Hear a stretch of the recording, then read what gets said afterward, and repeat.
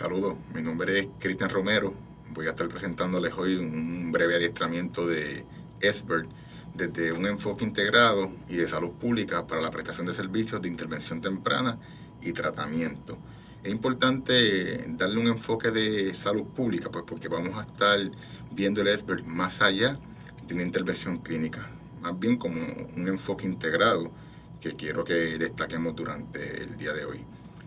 Vamos a discutir los objetivos del adiestramiento, que va a ser presentar el SBIRT como un enfoque integrado de salud pública para la prestación de servicios. Vamos a estar aumentando conocimientos sobre las destrezas básicas de discernimiento, intervenciones breves y referido a tratamiento. También vamos a conceptualizar la entrevista motivacional como una alternativa real para el manejo de cambios en las personas con las que estemos interviniendo. A modo de introducción, a mí me gusta iniciar con este documento de Facing Addiction in America, que lo publica el cirujano general de Estados Unidos, a través de HHS, que es el Departamento de Salud y Servicios Humanos Federal, donde establecen que los trastornos relacionados a sustancias se consideraban un problema generalmente manejado por las escuelas, iglesias, el sistema de justicia penal, organizaciones de base comunitaria, siendo por muchos años abandonado del sector formal profesional de la atención médica.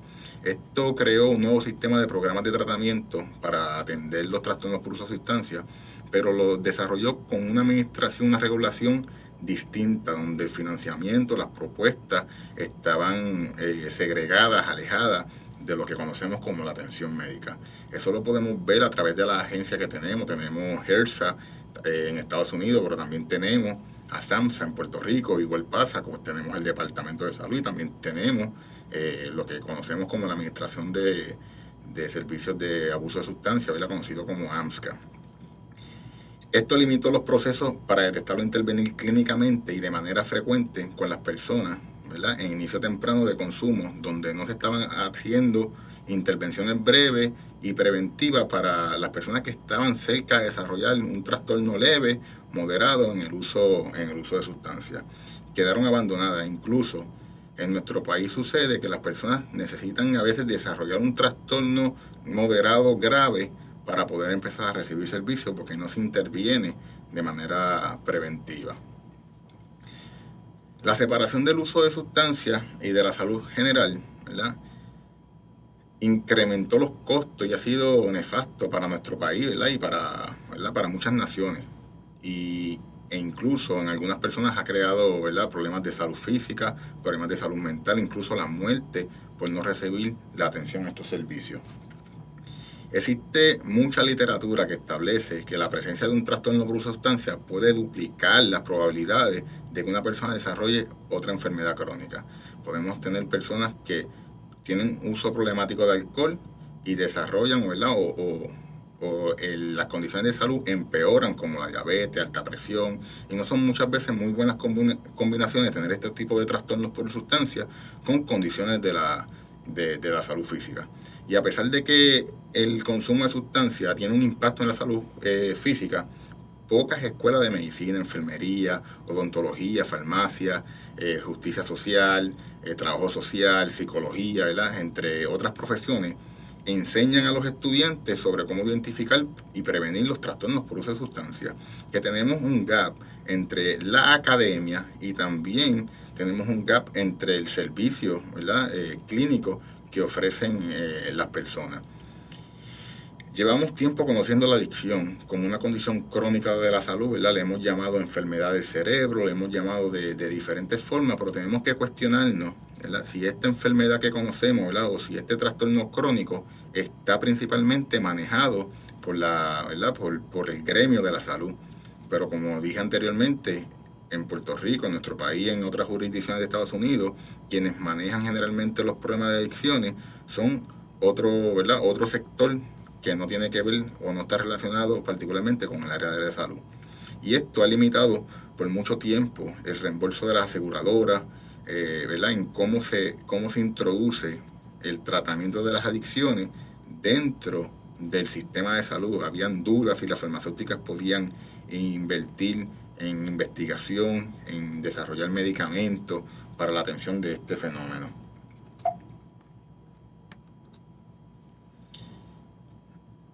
Hay que destacar que durante los últimos años ha habido un impulso creciente que promueva la integración. Un sistema integrado de prevención, intervención temprana y tratamiento y de recuperación que pueda abordar, ¿verdad?, ese espectro completo de los problemas de salud relacionados al uso de sustancias, suena como que lógico, ¿verdad? Y es un cambio necesario que nuestra sociedad debe dar. Hace sentido, es lógico que empecemos a mirar el acercamiento a los trastornos por uso de sustancias y alcohol de una manera integrada en todos los servicios, desde el área de pediatría, desde el área de salud primaria, desde las salas de emergencia, ¿verdad? En una variedad de escenarios es importante que podamos integrar estos acercamientos. Y el ofrecer servicio a personas con trastornos leves y moderados por consumo de sustancias en entorno de atención de salud general probablemente disminuirá la necesidad de servicios especializados y costosos. Si intervenimos tempranamente, no hay que costear, ¿verdad?, las personas que desarrollen trastornos más complejos que requieran servicios, ¿verdad?, como hospitalizaciones, que generalmente tienden a ser más costosos. Y no hacer intervención temprana, no hacer integración, no es costo efectivo. Vamos a ver los esfuerzos nacionales que se han estado haciendo y entender un poco de la historia que ha ido ocurriendo en los últimos años, ¿verdad?, a través de lo que es HRSA, que es la Administración de Servicios de Salud de Estados Unidos. Durante los últimos años, la HRSA ha estado inyectando fondos, o grants, a través de propuestas para integrar los servicios de salud física y los servicios de salud mental, incluyendo los de adicciones.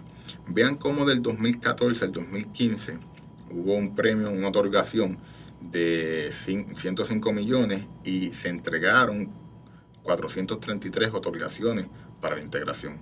En el 2016 se crea el otro fondo que se llama SACE, ¿verdad?, que integra 271 otorgaciones con 94 millones de dólares.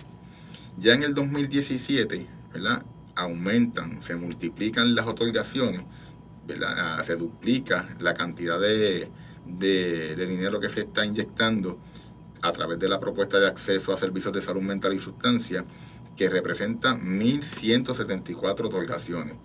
Y consecutivamente, ¿verdad?, se ha mantenido de esa forma en el 2018 y en el 2019 con lo que se conoce como IBHS, que es los servicios para promover la integración.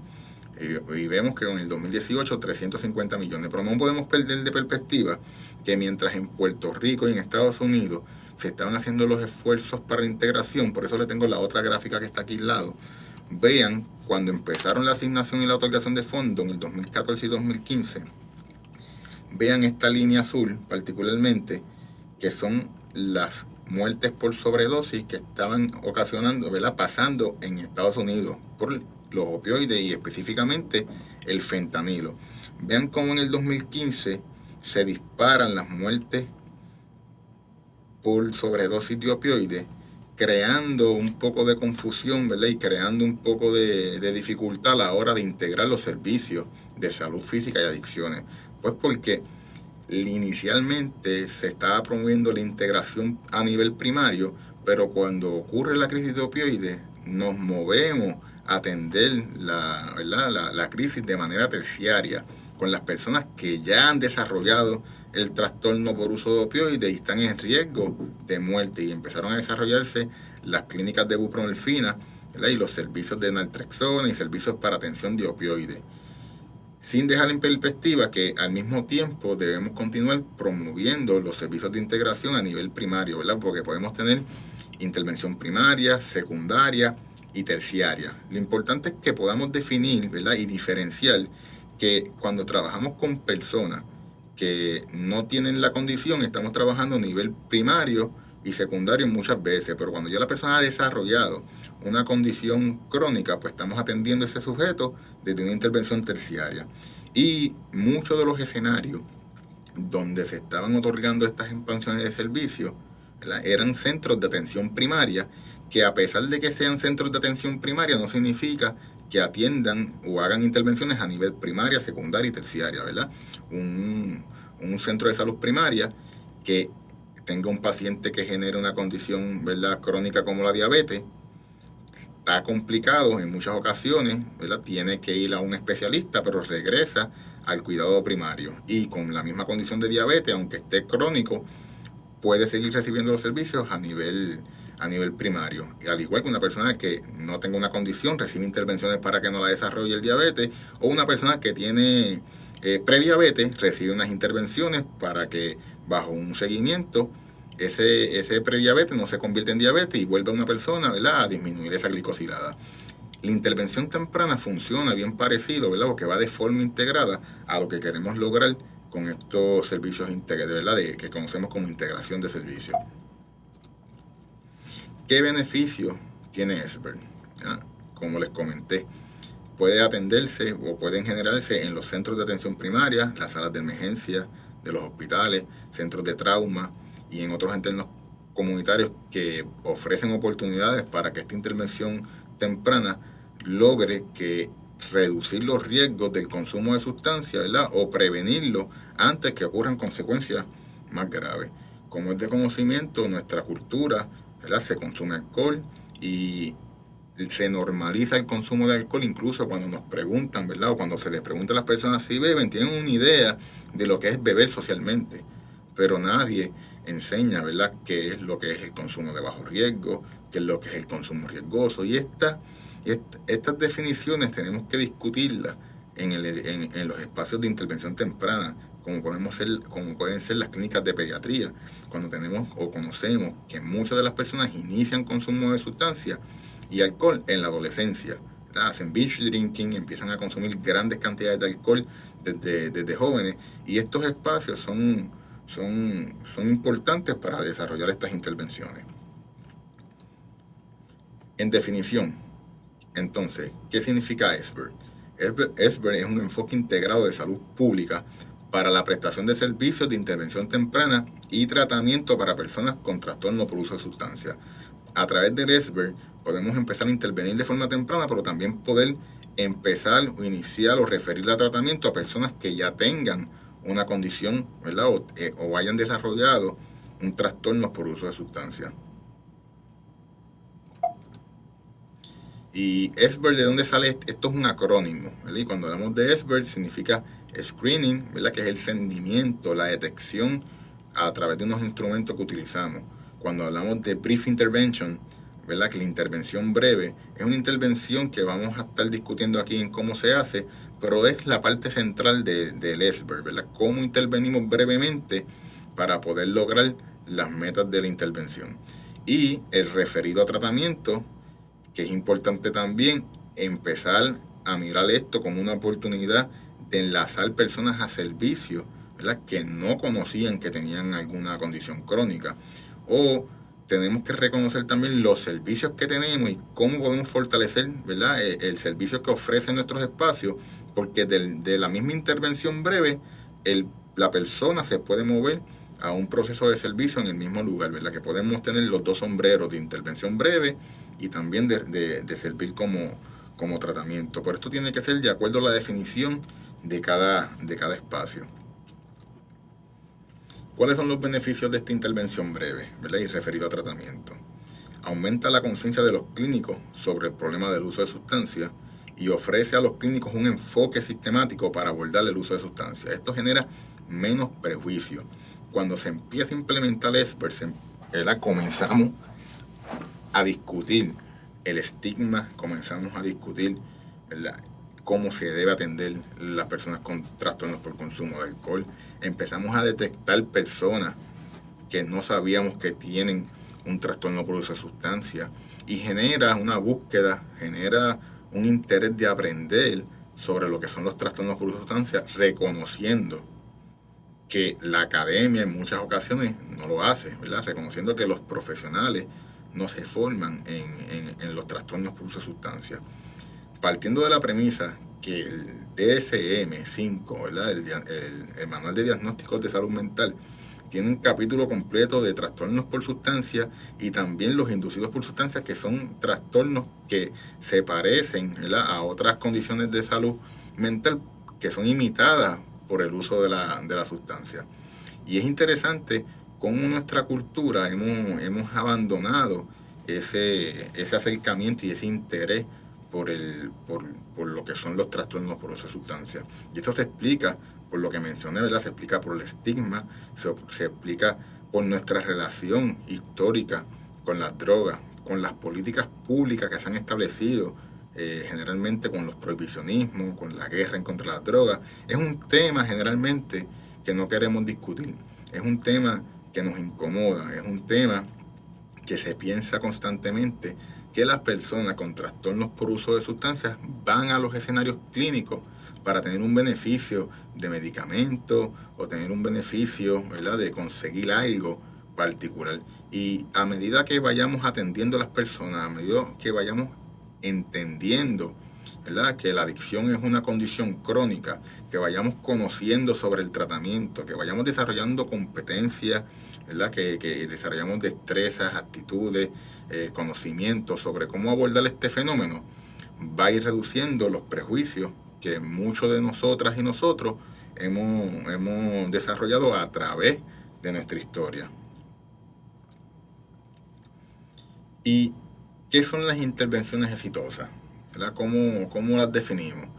Son intervenciones breves, ¿verdad?, que son exitosas cuando empezamos a relacionar el riesgo del consumo de sustancias con la mejoría del estado de salud general de los pacientes. Y esto ocurre mucho. Las personas ya conocen los riesgos en muchas ocasiones, pero no los conocen del todo. Y cuando empezamos a relacionar las relaciones, ¿verdad?, empezamos a relacionar las condiciones de salud física con los posibles trastornos que puedan desarrollar o cómo se complica esto, las personas se tienden a motivar y a mover hacia el cambio. Por eso lo hacemos con una estrategia que tiene que ir alineada con el lugar donde vamos a enviar a estas personas, con el nivel de cuidado que hagamos, ¿verdad?, o que necesiten estos sujetos. Importante hablar de ASAM. ASAM es la Asociación de Medicina Adictiva, que establece unos niveles de cuidado que son los que tenemos que considerar en el momento que vayamos a hacer lo referido a tratamiento. Y también desarrolla una evaluación multidimensional que tenemos que estar conscientes cómo vamos a atender a estos sujetos, ¿verdad? Hay personas que tienen un trastorno por consumo de alcohol que pueden estar en retirada, y nosotros como clínicos tenemos que estar conscientes los riesgos de la retirada del consumo de alcohol, en qué nivel de atención le vamos a ofrecer a esta persona. Pero esto varía mucho, porque podemos tener una persona que sepamos que necesita una hospitalización para manejar el consumo de alcohol, pero vive sola y nos dice que no puede irse a un hospital porque no tiene quien le cuide los perros. Y esto en los escenarios de trabajo va a ocurrir y requiere un poco de flexibilidad en cómo vamos a estar manejando a estos sujetos. Principalmente, ¿verdad?, hay 4 niveles de cuidados que tienen unos puntos decimales que lo que van es diciéndonos que hay mayor restricción, ¿verdad? Pero el nivel de intervención temprana, que es el 0.5, que, ¿verdad?, el 0 es no tratamiento y el 0.5 es intervención temprana. Esbert comienza en lo que es la intervención temprana. El nivel 1 son los servicios ambulatorios, y ahí tenemos nivel 2, que son los ambulatorios intensivos y las hospitalizaciones parciales. Luego tenemos hospitalizaciones completas y sigue, ¿verdad?, aumentando hasta hospitalizaciones intensivas que requieren monitoreo médico las 24 horas. Cabe destacar que siempre que vayamos a hacer un referido a tratamiento debemos de considerar el nivel menos restrictivo hacia el más restrictivo.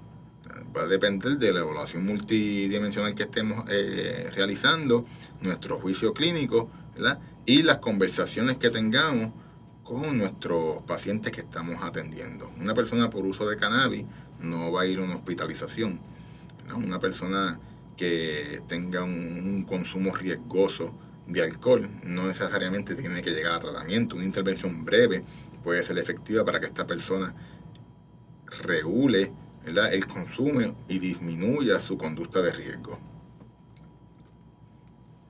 ¿Quiénes son los candidatos? estudiantes universitarios, los pacientes en la atención primaria, pacientes con condiciones de salud mental, pacientes en clínicas de enfermedades infecciosas, personas con antecedentes penales por droga o por alcohol también. Todas estas personas son candidatas para que podamos hacer cernimientos rutinarios, que los cernimientos se conviertan en un estilo, ¿verdad?, de acercarse a las personas en los centros de salud, en los lugares, que sean de atención clínica y de atención primaria, incluso terciaria. Viene siendo los cernimientos como si desarrolláramos una estación, una segunda estación de enfermería, ¿verdad? Porque el enfermero en un centro médico lo que generalmente hace es un cernimiento de la presión, ¿verdad? Generalmente en algunos espacios administra y hace preguntas relacionadas al dolor, relacionadas al historial del paciente, relacionada a depresión. En algunos lugares administran el PHQ-9. Entonces, el profesional de la salud que va a ser expert se convierte como en una segunda estación donde se normaliza que cada vez que las personas vayan al médico, de manera rutinaria, tengan un cernimiento. Los sujetos que van al médico no van pensando, ay, tengo que visitar al enfermero. No, eso es como algo normalizado, que el enfermero hace unos cernimientos, hace unas intervenciones y comunica al médico a través de récord electrónico o a través de discusiones de casos, los hallazgos del cernimiento.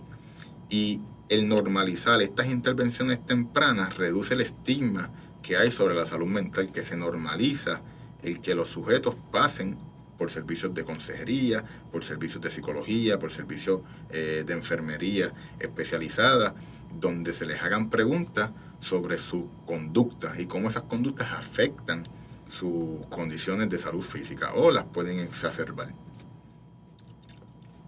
Los objetivos principales de SBIRT van a ser incrementar la detección temprana de personas que están en riesgo de experimentar problemas con el uso de sustancias y alcohol. También va a aumentar la toma de conciencia y conocimiento sobre los consumos de bajo riesgo y los riesgos por el uso de sustancias y alcohol. Vamos a estar aumentando conciencia porque el SBIRT tiene una intervención que es bien psicoeducativa. Vamos a estar motivando a las personas en riesgo a que reduzcan el consumo, ¿verdad?, riesgoso y adoptar conductas que promuevan el bienestar a largo plazo, ¿verdad?, y a corto plazo.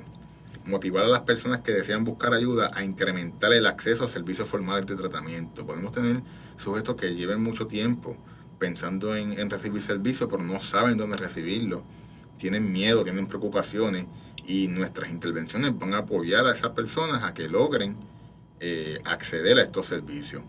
Vamos a vincular a las personas identificadas con alto riesgo a servicios en un nivel de cuidado adecuado. Muchas de las personas que ya empiezan a reconocer que tienen algún trastorno relacionado a sustancias, muchas veces lo más que le preocupa es tener que internarse o tener que ir a un centro residencial y así mismo lo comunican. Yo no me voy a internar, yo no voy para un hospital, yo no me voy a quedar en algún lugar, porque ya hay muchas preocupaciones, porque muchas veces tienen mucha funcionalidad y les preocupa perder su funcionalidad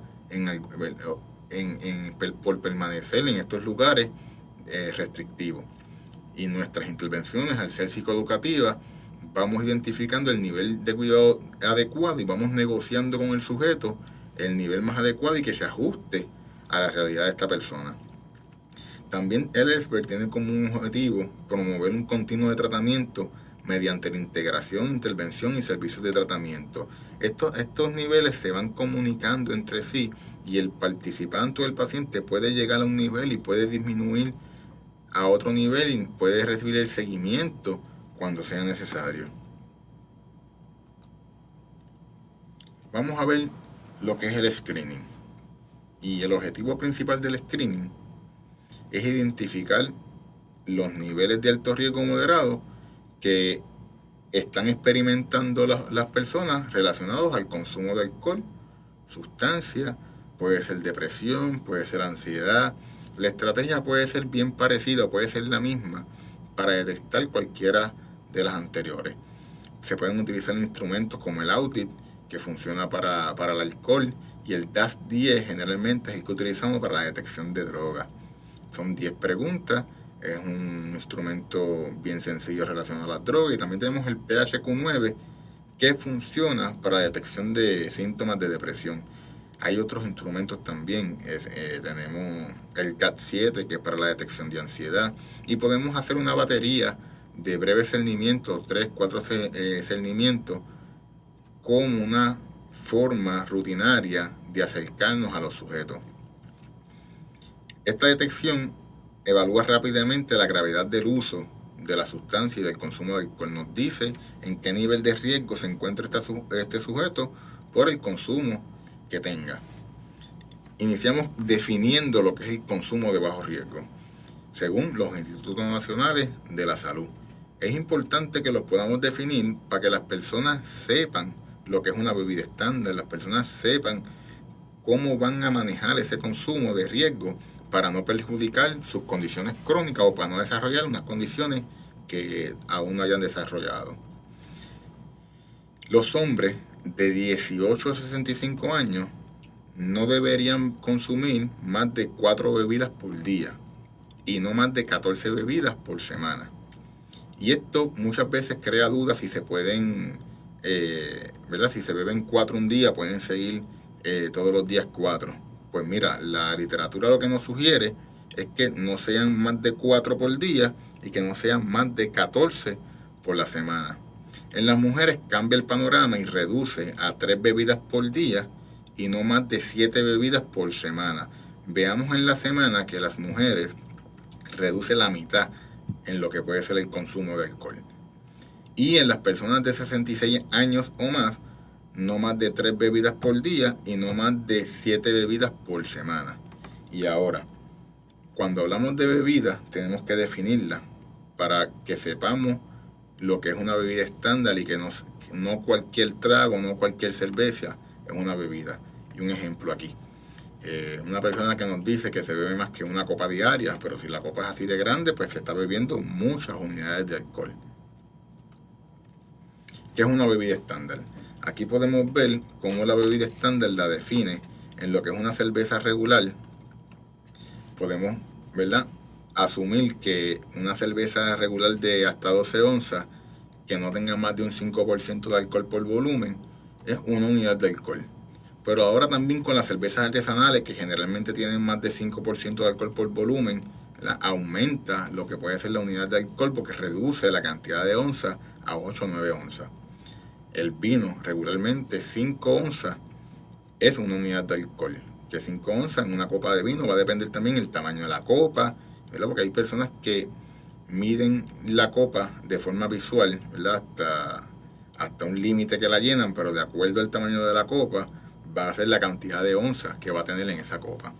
Y así sucesivamente tenemos diferentes unidades de alcohol. Estos espíritus libres, ¿verdad?, importante, el whisky, lo que son los líqueros fuertes como el vodka, el ron, lo que conocemos como un shot, es una unidad de alcohol que tiene 1.5 onzas. Es una unidad de alcohol. Si tenemos un trago, ¿verdad?, con más de 1.5 onzas, pues tenemos más de una unidad de alcohol. Veamos aquí en esta otra imagen.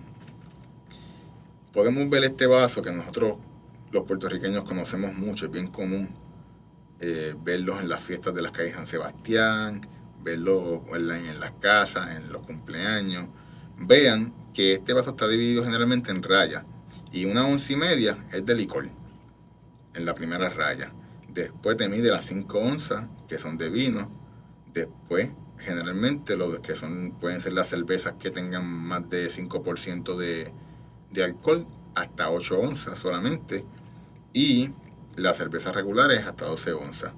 Pero ahora vamos a ver cómo culturalmente las personas se sirven un trago en este vaso. Generalmente le echan hielo como hasta acá arriba y empiezan a tirar alcohol hasta llenar el vaso y luego poner el jugo, ¿verdad?, el agua de coco, el jugo que vayan a estar utilizando para la mezcla. Y ese trago pudiese tener hasta 3 unidades de alcohol de acuerdo a las onzas que que se estén poniendo dentro del vaso.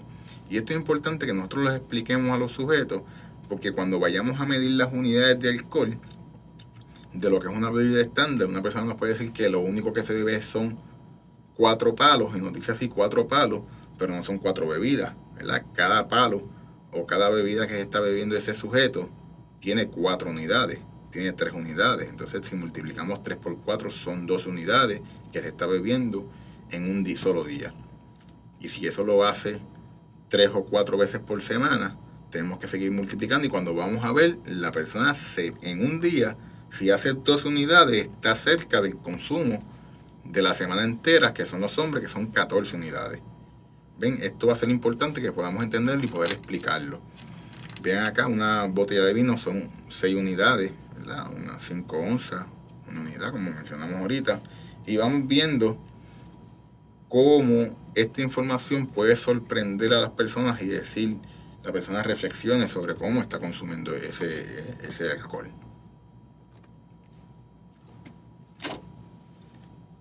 El audit es el instrumento que les mencioné, que fue desarrollado por la Organización Mundial de Salud para identificar el consumo de alcohol riesgoso, ¿verdad?, y dañino en las personas. Ha sido validado con diferentes poblaciones. Son 10 preguntas que se califican del 0 al 40. Incluyen 3 preguntas sobre la cantidad y la frecuencia, incluyen 3 preguntas sobre la dependencia, fisiológica, incluyen 4 preguntas sobre problemas relacionados al consumo de alcohol. Vamos a verlo aquí. Así se ve el Audi. Generalmente el Audi tiene una barra en la parte de arriba que explica lo que son las unidades de alcohol y las define. Y ahí entonces esa intervención es la que se hace inicialmente antes de administrar el Audi, que las personas sepan que cuando estemos hablando de bebidas, estamos hablando de las unidades de alcohol y vamos a multiplicar ese cálculo antes de empezar a administrar el audit. Porque de lo contrario, podemos tener una persona que esté bebiendo 12 unidades en un día, y cuando le hagamos la primera pregunta, o la segunda pregunta, que cuántas, ¿verdad?, consumiciones de alcohol realiza un día normal, te va a decir 3 o 4, pero realmente son más de 10, y cambia la puntuación de 1 a un 4 y puede ser significativo.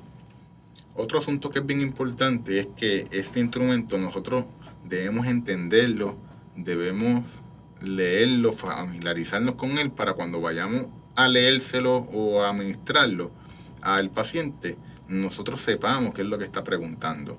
Este instrumento no tiene que ser leído exactamente como está, y como es una traducción, y aunque esté validada, ¿verdad?, culturalmente no significa que pueda estar adaptada a los puertorriqueños. Y esta pregunta, que es bien común, que genera confusión, que dice ¿cuántas consumiciones de bebidas alcohólicas suele realizar en un día de consumo normal?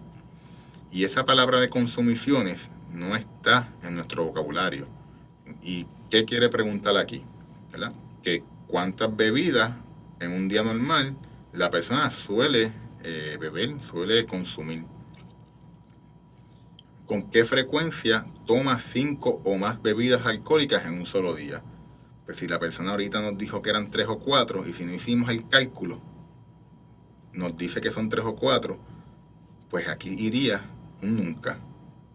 Cuando sería lo contrario, porque está haciendo 14 unidades, y si lo hace semanalmente, cambiaría de un 0 a un 3.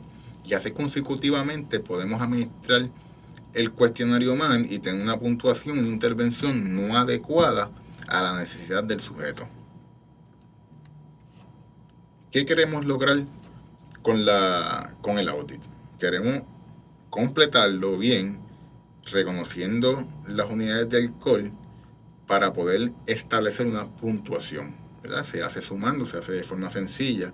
Y vean esta pirámide que nos habla de los tipos de bebedores con los que nos vamos a encontrar.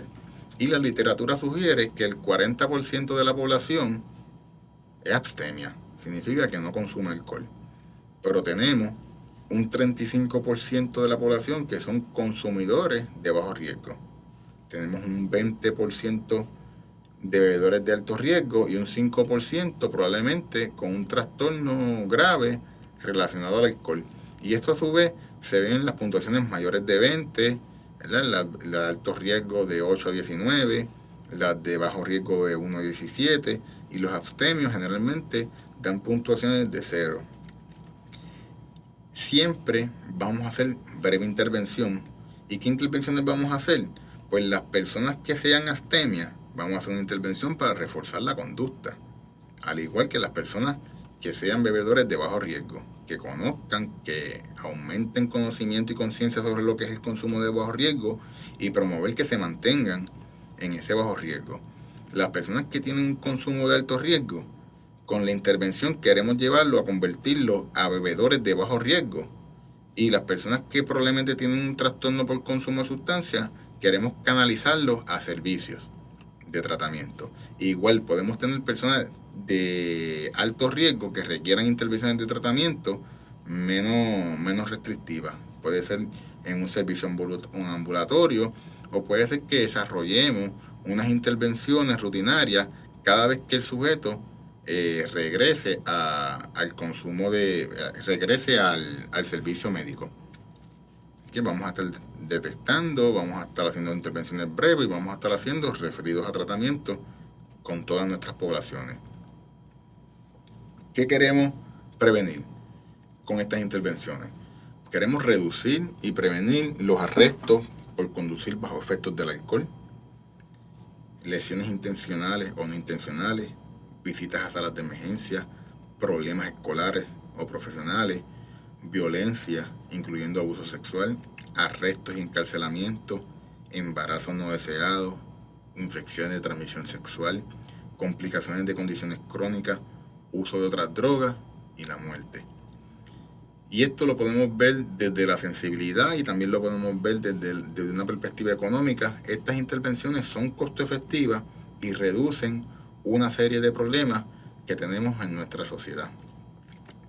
Y culturalmente, en Puerto Rico, reconocemos que las personas muchas veces van a trabajar y se contrata una persona para que pinte la casa y se lleva una neverita de cerveza y está trepado en una escalera, ¿verdad?, con un rolo, bebiendo cerveza y se normaliza el consumo cuando se está trabajando por cuenta propia, y esto muchas veces desencadena en accidentes, ¿verdad?, en disminución, ¿verdad?, de las habilidades para moverse, y pueden tener caídas.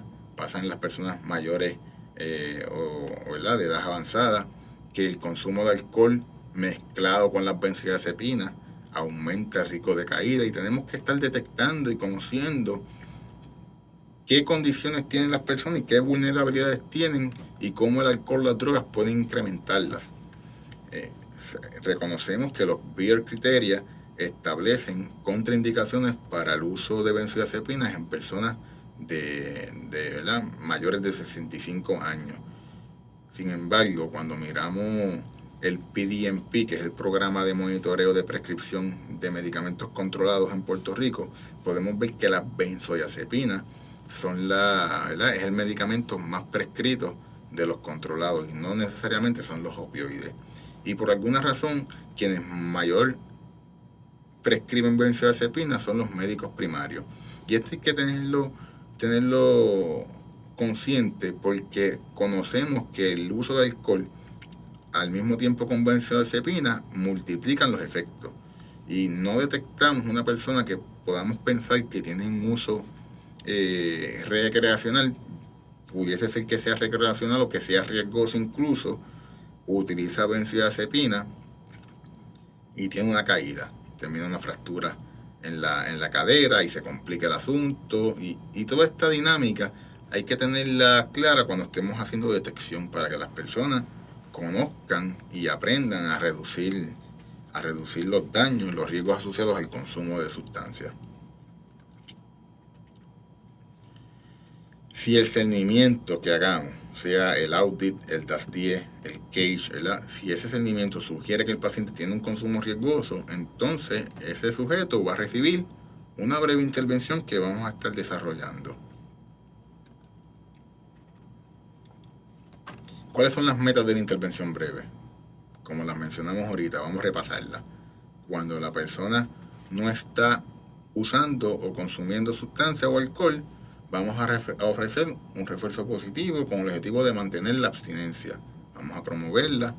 Y en mi experiencia, personas que son abstemias, luego de hacer la intervención, luego de hablar de lo que son las unidades de alcohol, me empiezan a hablar de sus esposos, de sus esposas, y se da una dinámica que también esa psicoeducación puede promover que otras personas allegadas a la familia se muevan de etapa de cambio, ¿verdad? O entiendan o manejen la información distinta, que el alcance va a ser con el individuo, pero también va a ser con la familia, con su núcleo y con, ¿verdad? Y con la sociedad en general.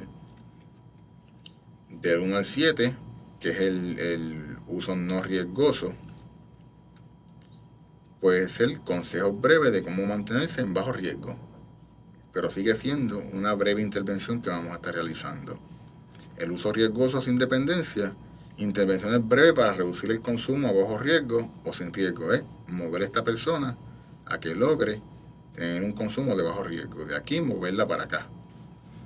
Y cuando estamos hablando con puntuaciones mayor de 20, posible dependencia requiere una evaluación con mayor profundidad y una intervención para incrementar la motivación y el compromiso con las recomendaciones que hemos ofrecido, ¿verdad? Con lo que establece la literatura, o un plan o un menú de opciones ajustado a las necesidades de ese sujeto.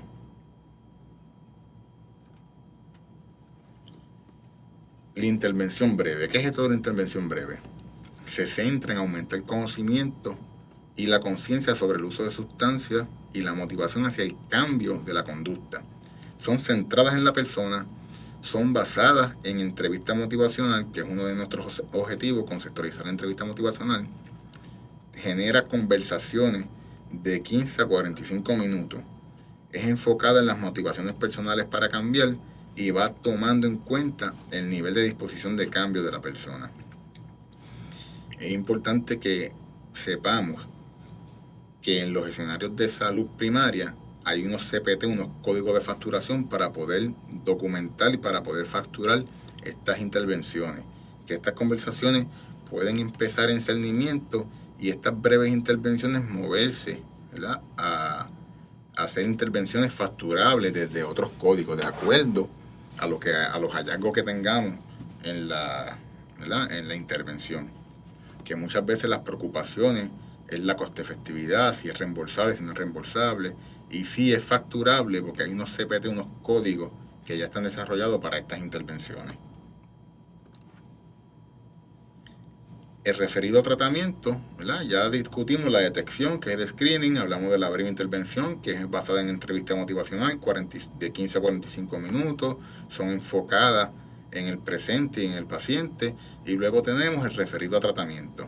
Y esto ofrece a las personas que nosotros hayamos identificado, ¿verdad?, la experiencia de poder promover atención especializada, que las personas puedan llegar a un servicio de tratamiento. Y esto ocurre cuando la persona tiene un consumo severo que le interfiere con su vida. Usualmente una breve intervención es para las personas que mantienen un consumo riesgoso, y de lo contrario, si requieren una intervención más especializada, se coordina, nos vinculamos con ese sujeto y promovemos o aumentamos compromiso para que la persona logre recibir el servicio que necesita, si no lo podemos ofrecer en el espacio donde estamos. Pero para poder lograr hacer esto, necesitamos desarrollar competencias sobre lo que conocemos como la entrevista motivacional. Y aquí nos vamos a detener un poco en cómo se logra o cómo se hace entrevista motivacional, sin destacar que el SBIRT es una estrategia de salud pública. Vamos a repasar las destrezas clínicas, pero si no lo miramos con un enfoque de salud pública, podemos desarrollar mucha competencia a nivel clínico, pero esto requiere un cambio de paradigma en el lugar donde se está implementando. ¿Por qué? Porque cuando estamos hablando de integración de servicios, no es una competencia particular del clínico que está interviniendo. Es una visión sistemática en cómo el centro que está ofreciendo el servicio cambia el paradigma y atiende las barreras y los retos que pueda desarrollar esto. Ocurre mucho la la falta de comunicación, ¿verdad? La falta de comprensión de este fenómeno, y podemos tener en espacios donde se esté implementando esta estrategia, que puedan tener a los médicos requiriendo que se haga después de la intervención porque la atrasa la clínica. Y entonces pues las administraciones, los centros deben ver cómo van a mirar esta intervención integrada sin que trastoque, ¿verdad?, los distintos recursos que tienen. Y para esto requiere que se pueda ver esto como un proyecto que requiere implementación, que se ponga a prueba, que requiere evaluación, que podamos establecer procesos de rendición de cuentas para lograr implementarlos como una estrategia, que el centro donde se vaya a implementar la estrategia de SBIRT conozca lo que es SBIRT, ¿verdad?, que entienda la importancia en la salud de las personas, que se puedan empezar a detectar y a intervenir brevemente. Que se genere una cultura de atención integrada donde los proveedores clínicos y médicos se sientan cómodos en prescribir medicación para los trastornos por consumo de alcohol y otras sustancias. Podemos tener una persona que requiera algún medicamento como naltrexona, Revia o acamprosato, que es Campral, y que los médicos y los clínicos se sientan apoderados de que poder mover a esa persona a un nivel ambulatorio en el mismo lugar, ¿verdad?, siendo el médico primario el que va a tratar la condición crónica que tenga de la salud y al mismo tiempo la condición del trastorno del consumo de alcohol desde una visión menos restrictiva, a ver qué resultado puede tener ese sujeto junto al equipo clínico que se esté coordinando. Si SBIRT se ve como una estrategia clínica que le corresponde a un clínico en específico y no una visión sistematizada, pues en muchas ocasiones va a presentar grandes barreras. Y entonces nos preguntamos, ¿qué es esto de la entrevista motivacional? ¿No? Y en el SBIRT, en la intervención temprana, en el acercamiento que tenemos con los sujetos, en muchas ocasiones utilizamos la entrevista motivacional como estrategia para relacionarnos y vincularnos con los sujetos. La entrevista motivacional exige una colaboración activa entre los entrevistados, y muchas veces las personas que tienen consumo riesgoso o tienen trastornos por consumo de alcohol, muchas personas los han confrontado, muchas personas ya les están haciendo acercamientos sobre el consumo que tienen, y estas personas viven, ¿verdad?, queriendo defenderse de sus conductas, y tenemos que ser bien estratégicos y reconocer que es una colaboración activa que vamos a tener con los sujetos. La entrevista motivacional evoca con respeto las motivaciones y el conocimiento de los sujetos, así que los vamos a extraer, los vamos a evocar. No somos maestros que le vamos a dar una cantaleta al sujeto sobre cómo debería vivir su vida y la persona va a cambiar por eso.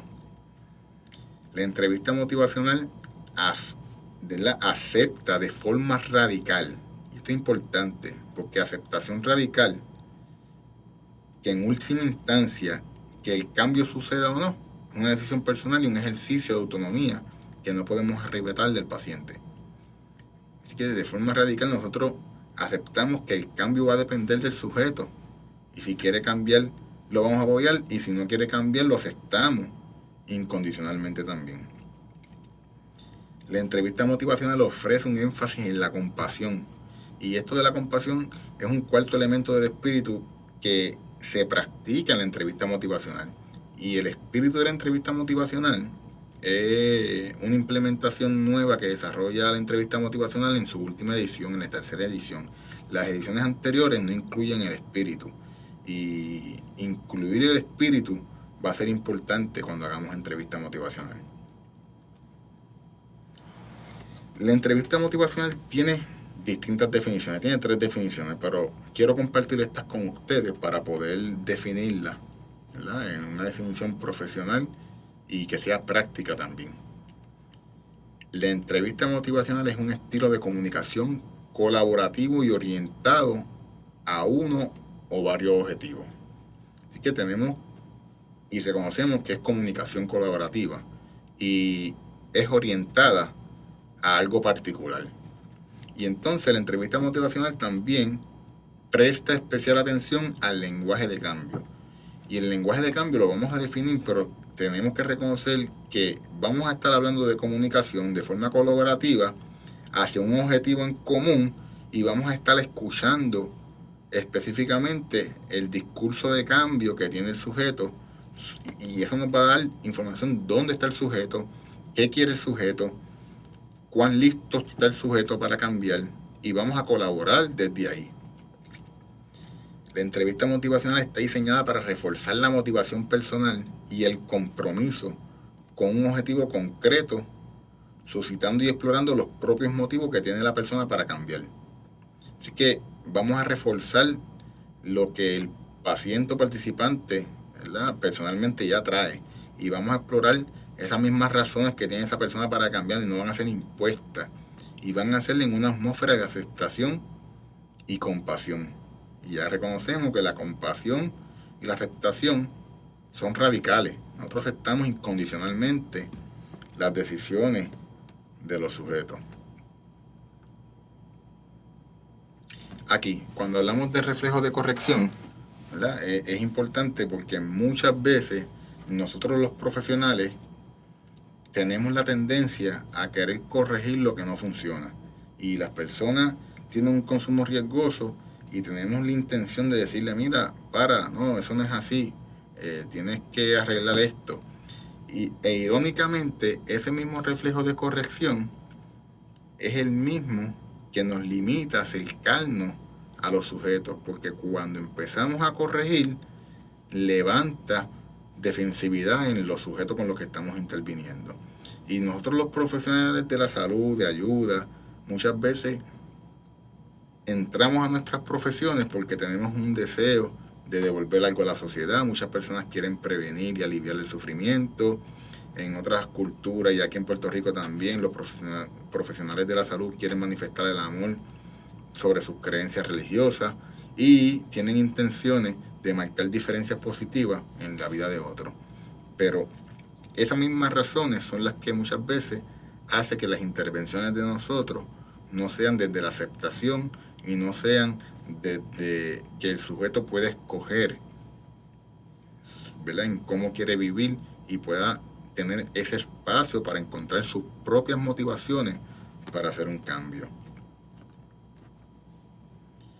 Y el reflejo, en otras palabras, el reflejo de corrección es ver a alguien por el camino equivocado, despierta el deseo natural de ponerse de frente y exclamar, mira, vuelve para atrás, detente, pero no es que tú no ves que estás en contra del tránsito, ¿verdad?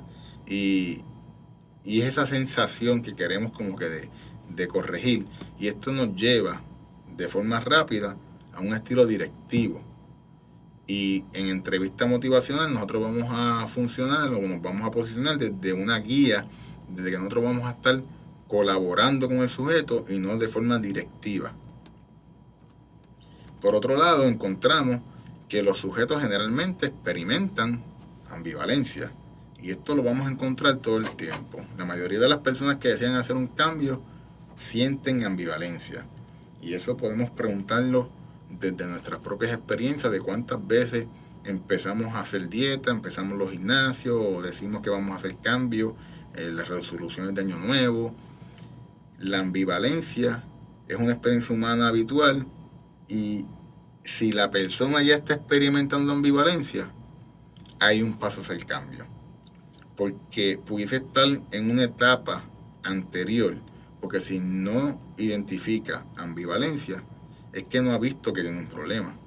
Quiere decir que cuando nosotros encontramos que la persona tiene ambivalencia, sabemos y reconocemos que se está acercando hacia un paso del cambio.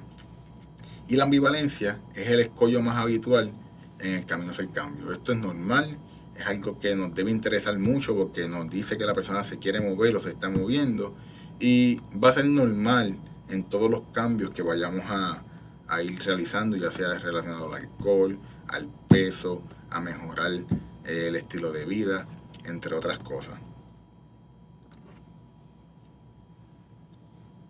El discurso de cambio y discurso de mantenimiento es de lo que vamos a prestar atención. Esto tiene que ver con lenguaje de cambio. Así que este discurso de cambio nos va a decir si la persona está queriendo hacer cambios positivos o si quiere mantenerse en la conducta actual. Son los argumentos de la propia persona para no cambiar y para mantenerse en la situación actual. Ese es el discurso de mantenimiento. Y la persona lo va a decir y nosotros lo vamos a escuchar. Y cuando la persona tiene un discurso de cambio, ¿verdad? En una persona ambivalente, el discurso de cambio y el de mantenimiento ocurren al mismo tiempo. Cuando una persona tiene el discurso de cambio, puede tener el discurso de mantenimiento y es normal, porque lo conocemos como el sí pero no y se conoce como el estribillo de la ambivalencia. En este ejercicio que quiero aquí compartir con ustedes, voy a mostrarles cómo una persona puede en el mismo discurso tener el discurso de cambio y discurso de mantenimiento. Tengo que hacer algo con mi peso.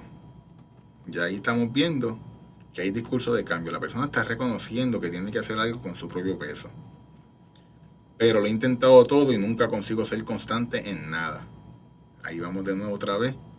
Discurso de mantenimiento, donde la persona ya dice que ya ha hecho todo y nunca es consistente con nada y ahí empieza a retractarse un poco sobre lo que quiere hacer. Y dice, a ver, sé que necesito perder peso por motivos de salud. Discurso de cambio, reconoce el problema, reconoce que es importante su salud. Y dice después, pero es que me encanta comer. Entonces ahí vemos ambivalencia nuevamente, donde el discurso de mantenimiento vuelve y se establece. Vamos a verlo sin los discursos, cómo sonaría. Tengo que hacer algo con mi peso, pero lo he intentado todo y nunca consigo ser constante para nada. A ver, sé que necesito perder peso por motivos de salud, pero es que me encanta comer. Y tenemos que estar tan atentos para nosotros, en esa frase que nos puede estar diciendo los sujetos, nosotros saber que, mira, aquí hay ambivalencia, aquí tiene discurso de cambio, discurso de mantenimiento, y qué nosotros hacemos con esos discursos. Esa es ambivalencia, y la ambivalencia es como si tenemos un cerebro, ¿verdad?, que al parecer tiene dos comités, el de cambio y el de mantenimiento. Y es como si los dos hemisferios no se pusieran de acuerdo sobre lo que hay que hacer. Entonces cuando nosotros tendemos a corregir, ¿verdad?, y nos sale ese reflejo de corrección, lo que hace es que ese reflejo de corrección apoya a una parte del comité. Y si defendemos al cambio, el paciente va a defender el mantenimiento, que es el otro comité. Y se da una pelea, una lucha entre el lenguaje de cambio y el de mantenimiento. Y nosotros podemos querer motivar a la persona diciéndole información para que cambie, y la persona nos va a decirles que no tengo tiempo, la persona va a decirles que no es mucho, que tampoco piensas que yo veo de esa forma, porque si yo lo hago. Y se va a dar ese tipo de dinámica donde la persona defiende el lenguaje de mantenimiento, el discurso de mantenimiento, y nosotros vamos a estar defendiendo el discurso de cambio, pero esto no apoya en nada al sujeto. Y existen dos filosofías con las que podemos mirar a las personas. Y la primera filosofía viene de docere, ¿verdad?, del latín docere, que significa visión de déficit, doctrina, docente, adoctrinar, dócil y doctor. Y este lenguaje se parece mucho a lo que hacemos, ¿verdad? Nosotros muchas veces somos docentes, nosotros enseñamos, logramos grados académicos donde nos convertimos en expertos, y lo que hacemos es poner información sobre los sujetos, ¿verdad?, partiendo de la premisa que las personas no tienen el conocimiento y nosotros somos los expertos, y aquí van a venir a que le podamos depositar esa información. Y esta visión de docere no es la que busca entrevista motivacional, ¿verdad? Se contrapone a la visión de docere por una de ducere, que viene de la visión de evocar y extraer el conocimiento y la fortaleza del cambio. Vean que en el vaso tiene un déficit, le falta agua, y hay que depositarle agua para poder llenarlo y que esté completo. Pero la visión de ducere es distinta, porque te dice, mira, eso es un pozo, y el pozo tiene el agua que necesita dentro, lo que hay que es que extraerla, sacarla, y que la persona la reconozca que tiene todo lo que necesita para lograr el cambio. ¿Y qué queremos extraer de ese pozo? La fortaleza, queremos extraer el lenguaje de cambio, queremos extraer la ambivalencia, queremos extraer los conflictos y las discrepancias que tiene esa conducta, queremos extraer las motivaciones y las metas de ese sujeto. Y eso lo vamos a hacer a través del espíritu y de los procesos de la entrevista motivacional. Y este espíritu que les mencioné ahorita va a ser importante que nosotros lo incorporemos, porque estos elementos son una manera deliberada de estar y de comunicar. Ejemplo, podemos experimentar aceptación o compasión hacia los demás, pero si no lo expresamos conductualmente, no le sirve de nada. Si ese sujeto que está al frente de nosotros no está experimentando o está teniendo la sensación de que se sienten que están siendo colaborativos, que los están aceptando, que están siendo compasivos y que le están evocando, si la persona, si el sujeto no lo siente, no sirve de nada. Y por eso es que la entrevista motivacional es para la persona, no es para nosotros. Nosotros podemos pensar que hacemos entrevista motivacional porque cumplimos con las estrategias que requiere la entrevista motivacional, pero si la persona no lo está experimentando, no estamos haciendo una intervención correcta y tenemos que reflexionar sobre cómo nos estamos acercando a estos sujetos. Es que la entrevista motivacional requiere colaboración, requiere aceptación, compasión y evocación. Y este espíritu, la entrevista motivacional lo incorpora en su última edición, porque hasta la segunda edición los autores describen en su libro que los estaban llamando para dar conferencias mientras estaban comiendo pizza, y eran compañías a veces hasta de venta de carro, querían aprender entrevista motivacional para convencer a las personas de comprar un carro. Y los autores dijeron, no, espérate, ¿qué fue lo que hicimos mal? Que están malinterpretando la estrategia de la entrevista motivacional y la quieren ver como si fuese un truco clínico. Pero no es un truco clínico, porque la entrevista motivacional tiene un espíritu que ellos incorporan ahora, que no es para convencer a las personas, sino para relacionarse con las personas de una forma diferente, para que las personas descubran lo que necesitan. Nosotros no queremos ayudar a las personas que descubran que necesitan un carro, ¿verdad? Nuevo, porque el otro ya tiene 4 años. Y esto es importante porque tiene que ver en cómo nos comunicamos, el lenguaje que utilizamos, la expresión facial que tengamos, reconocer que las personas han sido muchas veces maltratadas, que han sido juzgadas, ¿verdad? Que hacen un comentario sobre el uso riesgoso o la forma de consumir, y lo que viene es un latigazo y un regaño, y tú sabes que te va a pasar esto, y si sigues bebiendo, te mueres. ¿Verdad? Así termina muchas veces en ponerles miedo a las personas, y prefieren muchas veces no hablar sobre esto. Y la literatura lo describe, y podemos ver el último estudio que publicó AMSCA en el 2016, que establece que el 11.5% de la población tiene un trastorno relacionado al consumo de alcohol, tabaco y droga, y sobre el 67% de las personas no están recibiendo servicios, que necesitan servicios, no están recibiendo servicios. Y eso es un problema, porque cuando vemos las barreras y las razones por lo que las personas no reciben servicios, tienen que ver en que no se sienten cómodos con los profesionales sobre hablar de un problema, ¿verdad? Piensan que el problema va a mejorar por sí solo, y tienen esta idea que no necesitan ayuda. Y reconociendo que las personas y los sujetos están pensando de esa forma, tenemos que tener una mirada alternativa en cómo nos vamos a acercar hacia ellos. Vamos a ver cuál es el método, ¿verdad? Estos son los 4 procesos de la entrevista motivacional que son importantes que nos los aprendamos y los sepamos, ¿verdad? Porque por esta escalera vamos a muchas ocasiones y vamos a tener que subirla y bajarla, y son secuenciales y recurrentes. Se presentan en forma de escalera para que durante la conversación con el paciente, como les comenté, se pueda subir o bajar al nivel, ¿verdad?, que requiera mayor atención. Vincular, enfocar, evocar y planificar. La vinculación tiene que ver con la relación.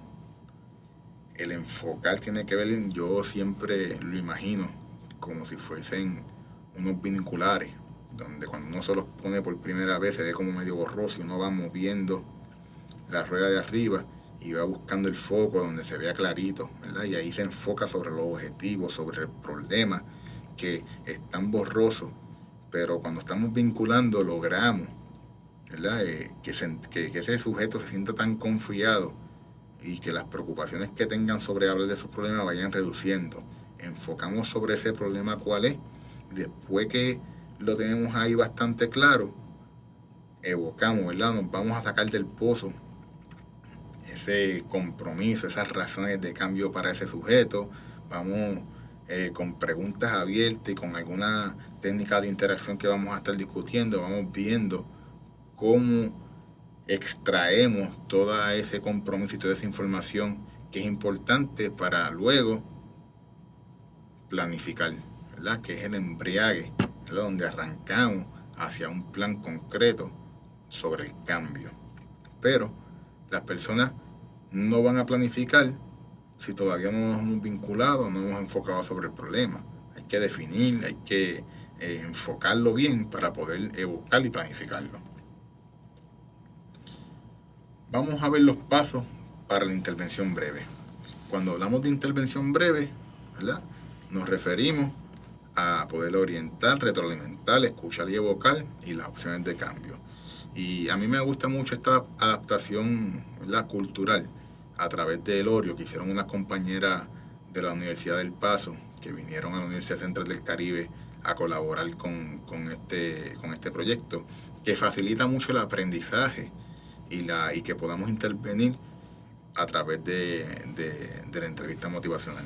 Y estos pasos los que nos dicen es cómo nosotros vamos a hacer esa intervención. Y nosotros, los latinos, reconocemos lo que son las galletas Oreo. Ahí tenemos un acrónimo para saber que cuando vayamos a hacer la intervención vamos a estar orientando, vamos a estar retroalimentando, vamos a estar escuchando y evocando y vamos a ofrecer opciones de cambio para las personas. Aquí lo vemos, ¿verdad?, de forma más amplia qué hacemos durante la intervención breve, ¿verdad?, que está culturalmente enriquecida con el acrónimo de Elorio. Vamos a orientar y vincular, nos vamos a presentar, retroalimentar de forma personalizada, ¿verdad?, y vamos a explorar ese rol del consumo de alcohol en la vida de las personas. Vamos a escuchar y evocar las discrepancias, las ambivalencias, ¿verdad?, cómo interfiere los valores de ese sujeto ¿verdad?, con el consumo de alcohol o sustancias. Vamos a utilizar el OARS, que son las preguntas abiertas, los reflejos, los resúmenes y las afirmaciones. Vamos a estar ofreciendo opciones y planificando, ¿verdad?, evocando y reforzando la autoeficacia, clarificando la fortaleza de la persona, devolviéndole, ¿verdad?, esa información que ya el paciente nos ha dicho. Y vamos a cerrar en buenos términos, resumiendo la sesión y ofreciendo información impresa, ¿verdad?, si tenemos sobre lo que hemos discutido con el sujeto. Vamos a ir proceso por proceso para que podamos tener una idea de cómo se maneja. En la parte de orientar, va a ser importante que sepamos que estamos vinculando. En oriental estamos vinculando con el sujeto y no sabemos las expectativas que tiene el sujeto, que de momento le digan, mira, que te van a hacer unas preguntas relacionadas al consumo de alcohol y sustancias, y eso puede levantar incomodidad. Nosotros, con mucha sensibilidad, reconociendo el espíritu de la entrevista motivacional, sabiendo que vamos a estar vinculando para poder enfocar y para poder evocar y planificar, ¿verdad?, que tenemos los procesos de la entrevista motivacional. Vamos a presentarnos de forma, ¿verdad?, agradable, vamos a vincular y explicar nuestro rol. Vamos a hablar de cuánto tiempo durará esa intervención. Se va a explicar el propósito de la intervención, que es dar información sobre los riesgos a la salud, ¿verdad?, o los problemas legales que pueden estar relacionados con el consumo de alcohol y otras sustancias. Vamos a explorar las opiniones de la persona sobre la información que nosotros le estamos ofreciendo. Y vamos a hablar sobre si acaso hay algo que la persona quiera cambiar. Y esto es como una guía que nos va a permitir, ¿verdad?, tener esa interacción con el sujeto. Y pudiese ser de esta forma. Saludos, mi nombre es Cristian Romero, yo soy el consejero de esta clínica y me gustaría saber si podemos tener un poco una conversación sobre el consumo de alcohol y sustancias que puede durar como 5, ¿verdad? De 15 o 20 minutos. ¿Qué te parece? Entonces la persona nos dice que sí, y nosotros podemos explicarle, ¿verdad? Durante este proceso vamos a estar hablando sobre un cuestionario que vamos a estar midiendo el consumo de alcohol y de sustancias, y después de eso quizás podamos conversar un poco sobre los riesgos a la salud y los problemas legales que se dan en Puerto Rico a través de, ¿verdad?, relacionados con el consumo de alcohol. Y si encontráramos algo que para ti es importante, que haya que cambiar en este proceso, haya que mejorar o ajustar, pues también podemos conversarlo. Lo importante es que te sientas cómodo y que sepas que durante este proceso vamos a estar hablando, ¿verdad? Lo que hablemos aquí va a ser de forma confidencial. ¿Te parece que podemos hacerlo? Entonces la persona nos dice que sí, nos dice que no, y entonces nosotros vamos midiendo, ¿verdad? Y haciendo sentir a la persona cómoda con lo que le estamos hablando, que vamos a estar haciendo.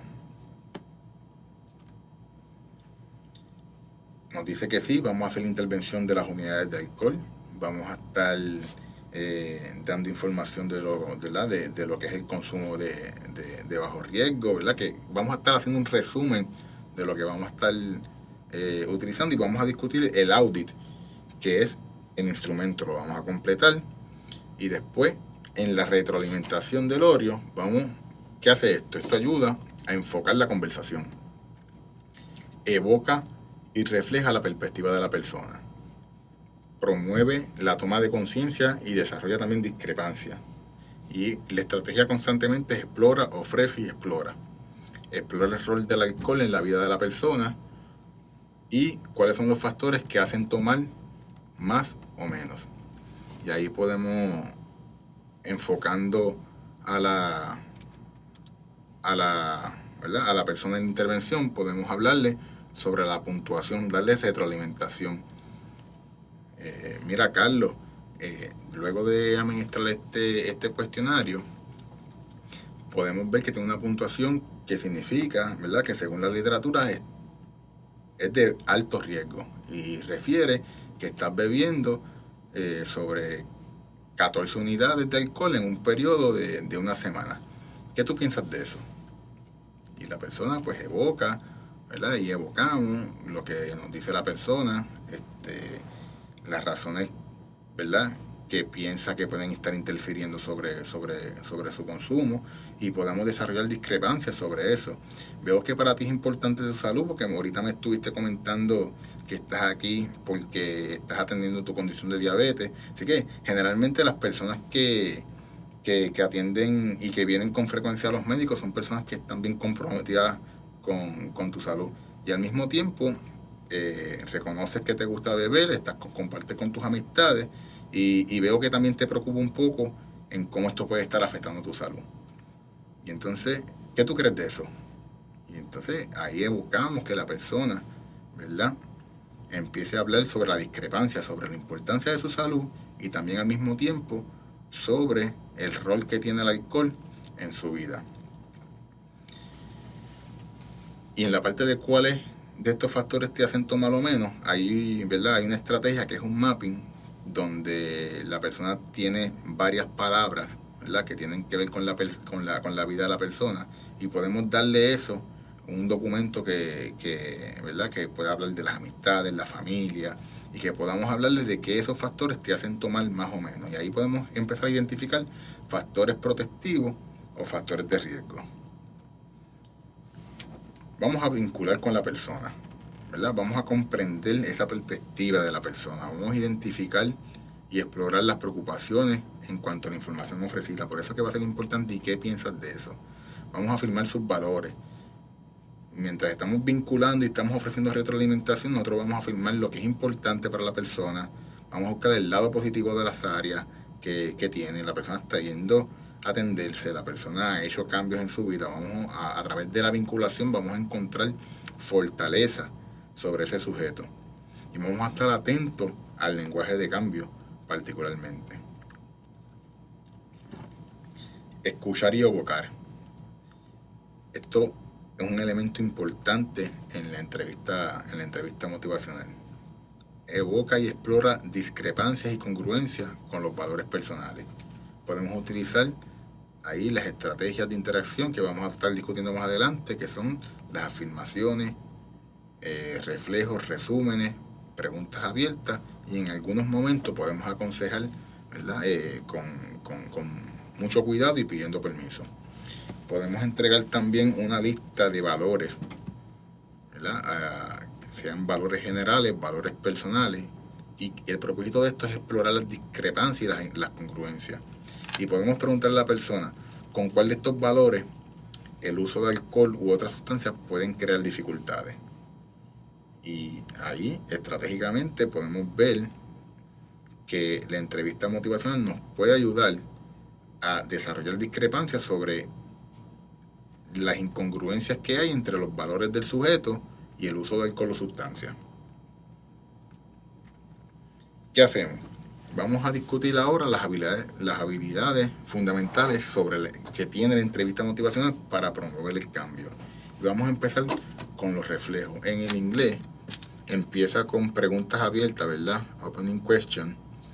Pero la parte más importante que va a tener la entrevista motivacional siempre van a ser los reflejos. Cómo nosotros reflejamos a ese sujeto lo que nosotros estamos viendo y las fortalezas, los valores, el lenguaje de cambio que nos ofrece este sujeto. Y vemos que los reflejos simplifica la frase de la persona, ¿verdad? Pueden completar lagunas, expresa lo que crees de la persona, ¿verdad? Lo que crees que la persona diría, y plantea una hipótesis. Nosotros podemos tener una hipótesis a través de un reflejo. Ayuda a que el paciente escuche sus propias palabras de forma distinta. Es necesariamente selectivo. El entrevistador, ¿verdad? El clínico elige qué se va a reflejar y qué no se va a reflejar. Vamos a ver un ejemplo.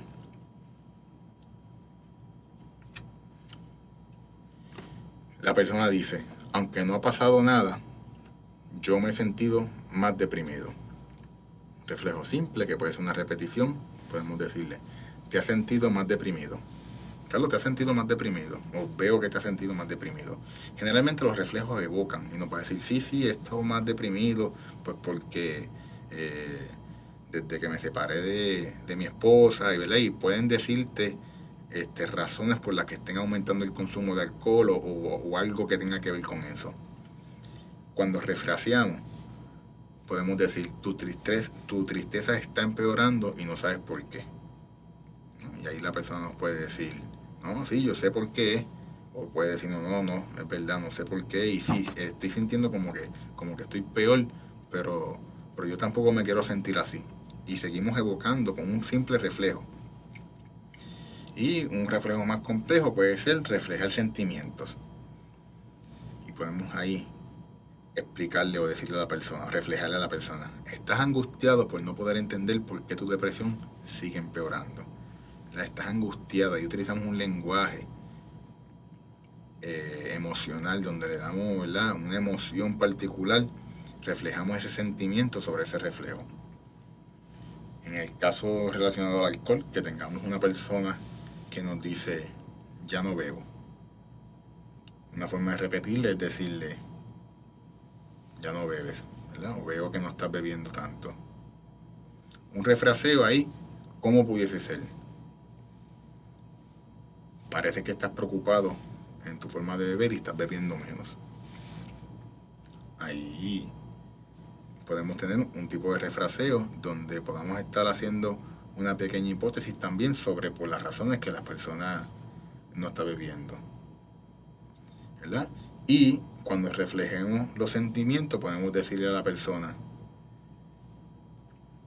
el consumo de alcohol está afectando, ¿verdad?, en cómo te estás sintiendo, en cómo te estás relacionando con las personas, y por eso has decidido empezar a disminuir un poco el consumo de alcohol. Entonces ahí yo hice una hipótesis de que el consumo de alcohol está interfiriendo con sus emociones, en su familia, en su vida. Entonces la persona, esto va a evocar, o que la persona me corrija, o que la persona amplíe más sobre lo que estamos hablando. Y ahí yo voy a tener más información de ese sujeto y ver cómo el alcohol, ¿verdad? O qué cosas han motivado a empezar a disminuir ese consumo de alcohol.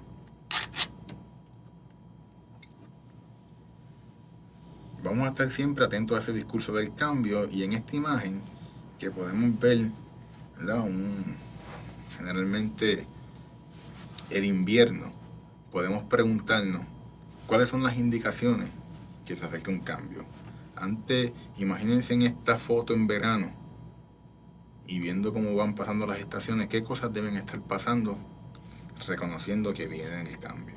Vamos a empezar a ver que se caen las hojas, ¿verdad? Vamos a ver que oscurece más temprano, vamos a ver animales, ¿verdad?, que salen o que no salen de acuerdo al país, pero esa imagen no llega así de momento, y así mismo pasa en el cambio con las personas, y tenemos que estar atentos. Y el discurso del cambio van a ser las hojas cayéndose, van a ser animales saliendo, va a ser plantas naciendo, la grama creciendo, ¿verdad? Ese es el discurso del cambio que nosotros vamos a estar atentos constantemente. Y la ambivalencia siempre va a estar ahí, va a ser común que tengamos ambivalencia, y ese discurso del mantenimiento van a ser las argumentaciones que hay para no cambiar, el discurso del cambio, las que sí hay para cambiar. Y para eso continuamos utilizando la adaptación cultural, donde miramos el ADN del discurso para el cambio, para estar atento, y vamos a estar viendo esa etapa de preparación donde los sujetos empiezan a tener un lenguaje de prepararse. Y aquí le vemos el ADN, ¿verdad? La habilidad para cambiar. La persona empieza en su discurso a decir o a tener el lenguaje de poder, de que yo podría hacer un cambio, yo podría hacer tal cosa. Vamos a ver de la parte del ADN el deseo, que son las razones para cambiar. Quiero, me gustaría, desearía, ¿verdad? Tengo una preocupación, no quisiera que pasara tal cosa. Si dejara o si hiciera eso, tendría como beneficio esto, ¿verdad? Empieza a tener unas razones concretas y un deseo, y eso es el lenguaje de cambio, de preparación. La N del ADN, la necesidad para cambiar. La persona va a empezar a tener un lenguaje de que necesito, tengo, debería, se está preparando, debería empezar a hacer algo porque yo tengo 60 años y estas piezas no vienen, y si yo no hago algo ahora sé que va a ser difícil después, ¿verdad? Y ya sabemos que las personas están preparándose y lo estamos escuchando, porque vemos ese discurso del cambio como una cosa bien importante para saber dónde está la persona. Y cuando la persona está más en una etapa de acción, donde quiere hacer cambio, donde está accionando sobre lo que, ¿verdad?, sobre la conducta que vamos a querer cambiar, se da la activación en el discurso del cambio. La vamos a escuchar de diferentes formas, ¿verdad? De activación vemos la A, que es de activación. Listos, preparados y dispuestos. Estoy listo, preparado, me siento feliz porque ahora con esta información puedo lograr, estoy dispuesto, estoy comprometido, ¿verdad? En la parte de compromiso podemos ver la intención, la decisión. Yo tengo intenciones de ahora en mi cumpleaños, que es en febrero, yo voy a dejar de usar alcohol, o voy a parar, o cuando ahora nazca mi hijo, ¿verdad? Y empezamos a mirar ese lenguaje de compromiso, de que hay decisiones concretas que quiere tomar la persona. Y la toma de acción, ¿verdad?, que son acciones en dirección del cambio. Cuando la persona establece acciones concretas, dice que lo va a hacer, pero también, además de decirlo, lo hace, lo realiza, entra en una etapa de acción. Tenemos otra de las habilidades fundamentales, que son las preguntas abiertas. Vamos a ver qué son esto de las preguntas abiertas. Otra de las habilidades fundamentales de la entrevista motivacional son las preguntas abiertas. Vamos a ver sobre las preguntas abiertas. Ellas abren la ventana, ¿verdad? Abren ese espacio para poder dialogar con los sujetos. Ofrecen un espacio a la persona para explicar la propia experiencia, ¿verdad?, de lo que está experimentando relacionados al consumo.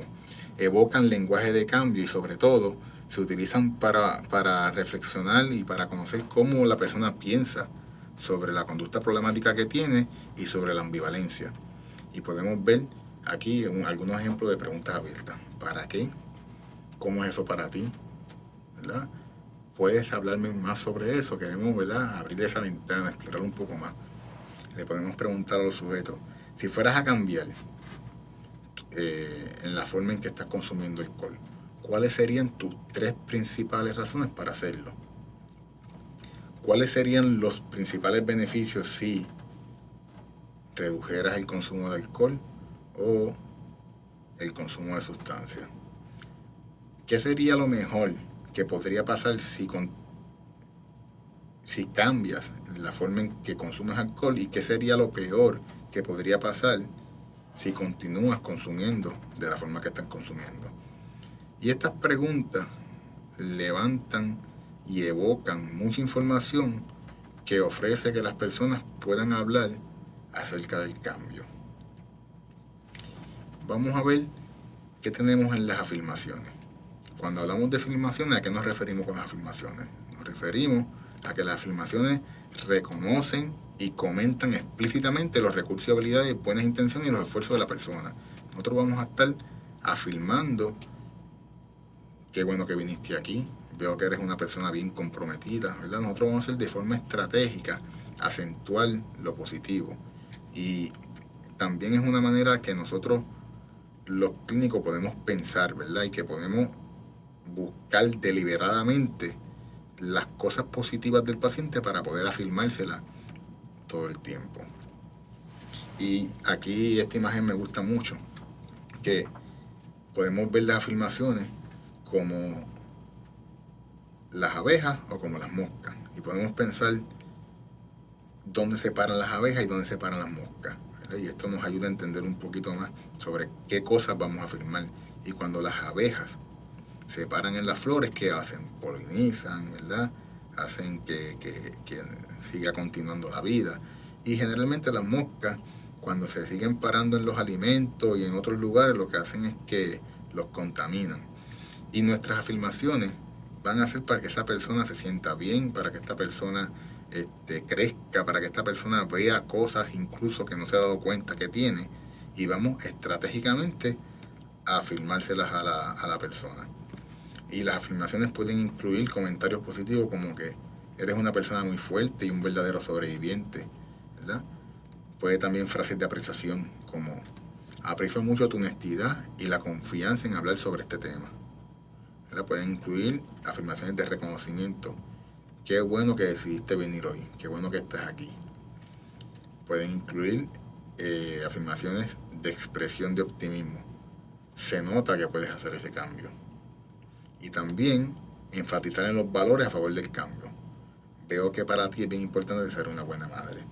Y esto lo vamos a hacer constantemente cada vez que podamos. Tenemos una persona que está usando sustancias y dentro de su diálogo nos dice que ella consume siempre por las noches porque ella espera que sus hijos se acuestan a dormir. Y eso debe llevarlo a un reflejo, una afirmación constantemente, ¿verdad? De manera consistente. Wow, me estás diciendo que tú esperas que se duerman porque para ti es importante cuidarlos y protegerlos, y que ellos no te vean en condiciones, ¿verdad? Que no te sientes cómodo en que te vean. Eso puede ser un reflejo. O podemos hacer una afirmación y decirle: veo que para ti es importante ser buena madre. Y la persona no puede decir sí. Cualquiera de las dos van a evocar que la persona vea cómo se comporta, ¿verdad? Vea que alguien también se da cuenta que ella está protegiendo a sus hijos y que no todo el tiempo, ¿verdad?, se siente incómoda de pensar que le van a acusar en el departamento de la familia, y por eso es que no va a hablar de la relación que tiene con la sustancia, porque piensa que le van a quitar sus hijos, se los van a remover. Y la pregunta sería: ¿nosotros podemos generar estos espacios de confianza donde, siempre y cuando que no haya un maltrato, una negligencia, ¿verdad?, que comprometa a los niños y los ponga en riesgo, nosotros podemos garantizar un espacio donde la persona se sienta en confianza para poder tener esta apertura y poder hablar sobre cómo hace las cosas, cómo se ve, cómo piensa, sin tener juicio. Hay otro de los anejos también que se pueden diseñar, que en el libro de entrevista motivacional aparecen, que hay muchos valores y muchas fortalezas. Y otras estrategias en la parte de explorar, que es en la que nos encontramos, podemos pedirle a la persona que escoja 3 valores, ¿verdad? O 3 fortalezas principales que sean para la persona. Y aquí vamos a explorar, ¿qué vamos a explorar? Las discrepancias y las congruencias sobre los valores y la fortaleza de la persona utilizando las preguntas abiertas, los reflejos, los resúmenes. Ayúdame a entender qué importancia tiene uno, ¿verdad? Cada uno de estos valores y fortalezas para ti. No, pues yo soy bien responsable porque a pesar de que yo consumo alcohol y eso, yo no falto a mi trabajo, ¿verdad? Y esto nos va a permitir conocer a esta persona y poder reflejarle, ¿verdad? Poder enunciarle las fortalezas que tiene y reconocérselas y afirmarlas también. Y le podemos preguntar, ¿verdad?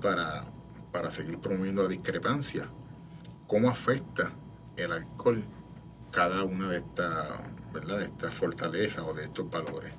Cuéntanos un poco más sobre eso. La persona pues empieza a reflexionar sobre, ¿verdad?, cómo esos valores se ven afectados. Si decidieras hacer un cambio en tu forma de beber, ¿cómo crees que esto te ayudaría a estar en congruencia con esos valores, ¿verdad?, con esa fortaleza? Es otra pregunta que podemos utilizar. El uso estratégico de las herramientas clínicas básicas del ARPA, ¿verdad?, que o preguntas abiertas, afirmaciones, resúmenes y reflejos, nos va a ayudar a interactuar y a poder utilizar este tipo de estrategias. Vamos a ver los resúmenes. ¿Qué son los resúmenes? Cuando hablamos de resúmenes, son reflejos básicos que recogen lo que la persona ha dicho y se lo devolvemos. Nosotros los clínicos escogemos estratégicamente qué vamos a resumir. Vamos a resumir los factores determinantes, los valores, las fortalezas. Estos resúmenes demuestran al paciente que hemos escuchado atentamente y que recordamos y valoramos lo que se ha dicho. Y el paciente o la persona se vuelve a escuchar y lo que hacemos es que logramos que la persona refuerce su propio argumento para cambiar, ¿verdad? Ese es su por qué y para qué. Carlos, durante este espacio me estuviste comentando que te preocupa, ¿verdad?, el que sigas desarrollando condiciones crónicas o que tu azúcar siga subiendo y tus problemas de presión.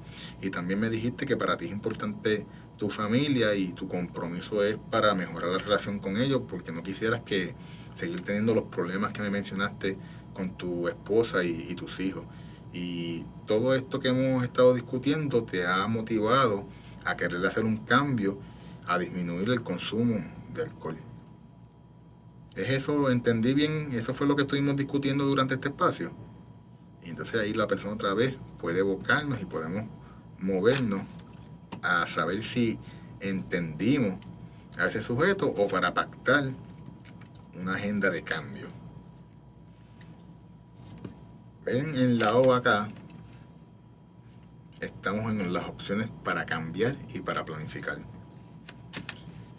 En estas opciones que ofrecemos, evocamos y reforzamos la autoeficacia, clarificamos las fortalezas de las personas para que sean más exitosas al implementar su plan, ¿verdad? Que nosotros promovemos esa autonomía y reconocemos que no hacer nada también es una opción. Hay personas que no quieren hacer un cambio, pues también es una opción. Y unas preguntas que pueden ayudar a esas opciones. ¿Cómo crees que reducirías tu nivel de riesgo relacionados al consumo de alcohol? Y la persona ahí va a buscar, ¿verdad?, cómo él cree, cómo él piensa que puede hacer ese ajuste. Y ya nosotros le dimos información sobre las unidades de alcohol, ya la persona está empapada de los riesgos que ocasiona el alcohol, porque lo estuvimos discutiendo con la persona y tiene una idea, o ya tiene otras estrategias, o que ya lo ha intentado, o porque no lo había visto y ahora va a pensar de cómo lo va a hacer. ¿Qué crees que te gustaría intentar? Pues es una pregunta. ¿Qué cambio estás considerando hacer? ¿Cuáles son tus opciones? Pueden ser preguntas que podamos lograr que las personas reflexionen sobre ellas. Podemos ofrecer un menú de opciones. Podemos darle a la persona, mira, aquí tengo un menú para que pueda mirarlo y decidir si alguna de estas opciones te funcionaría a ti con esto que hemos discutido. La primera es que puedas manejar tu consumo y hacer cambios en cómo tú entiendas. Hay otras personas también que han eliminado el consumo de alcohol de su vida por completo. Hay otras personas que también les funciona no consumir alcohol cuando estén manejando para evitar problemas legales. Y hay otras personas que prefieren usar con menos frecuencia. ¿Hay alguna de esas que a ti te gustaría intentar? Y entonces evocamos que la persona escoja sobre esas alternativas, ¿verdad? Si la persona se siente lista para hacerle alguna de ellas.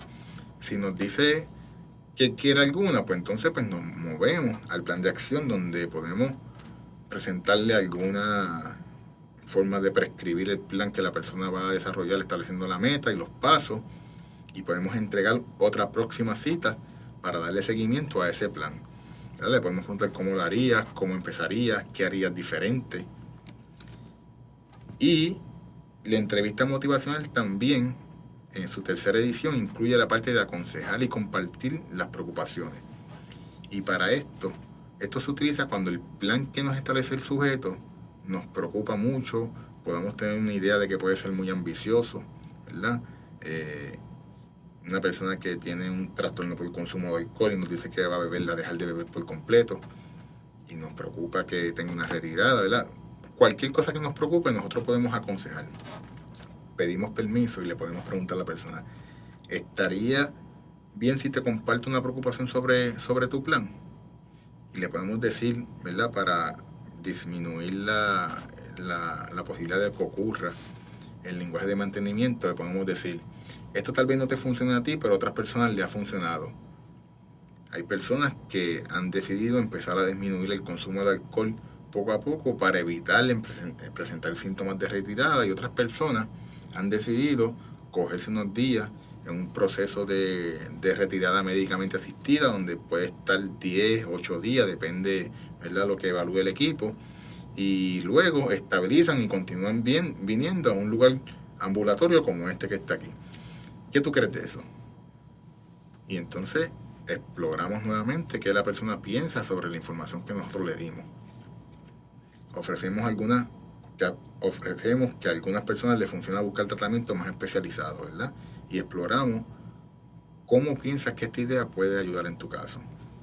Nosotros vamos guiando todo el tiempo al sujeto a que pueda reflexionar sobre sus propias ideas, y damos ese consejo pidiendo permiso, ¿verdad?, con mucha humildad y con mucho interés de querer promover un cambio. Referido a tratamiento, es importante que tengamos identificados los recursos locales que vamos a estar teniendo, involucra otras fuentes de apoyo social en el tratamiento y se cierre en buenos términos. Aquí nosotros, cuando la persona está lista, sabemos a dónde lo podemos enviar, cómo va a ser el proceso, le explicamos y cerramos en buenos términos, y ahí completamos esa intervención. Podemos darle seguimiento más adelante también. Y hasta aquí ha llegado mi presentación de Esbern. Para dudas o comentarios pueden contactarme al correo electrónico de la universidad, que lo van a estar compartiendo. Así que gracias por este espacio, y aquí les comparto las referencias.